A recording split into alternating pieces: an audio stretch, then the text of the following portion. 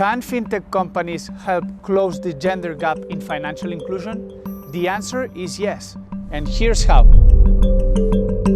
The truth is that financial inclusion is on the rise globally, yet women in developing economies are 9 points percentage less likely than men to have a bank account.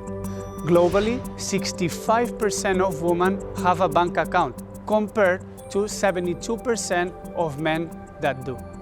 Let's ask Carol Tojeiro, Gender and Economic Inclusion Specialist at the World Bank. Hi Alex, it's so good to see you. Thank you for having me here today. The reality is, according to the World Economic Forum, that at current pace, it will take more than 99 years to close the gender economic gap. This is quite a sobering fact, but now it won't surprise you when I tell you that half of the world's unbanked population are women, meaning no access to a financial institution account or to mobile money service providers.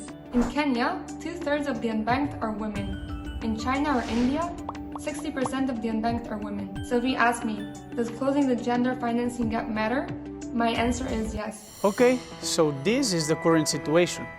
Now, what policy priorities must be considered to address this difference? Governments have to push for access to credit, digital ID, and education. And why do I say that?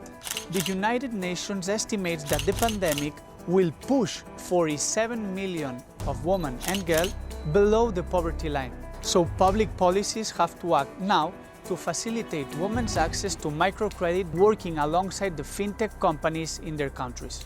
To unlock the potential of digital ID, governments must work in two fronts, boosting the supply and demand sides of the equation. And this will help them to collect data, which is crucial for public policies. And last but not least, increase financial education through these very same fintech companies offering short videos like this one to help people understand basic risks and opportunities that financial services have. And the great news is that all of this can be done by providing job opportunities for youth. And a great source to talk about this is David Riudot, CEO and founder of the fintech company Going. Let's call him. Thanks to the necessity of achieving big milestones with low budgets compared with financial traditional companies, fintechs like us need profiles that have tech skills that 5 years ago probably didn't exist, and also we need profiles that really knows the problem that new generations will face regarding finance. So let's all work together to help increase the presence of fintech companies to help reduce the gender gap in financial inclusion to nothing.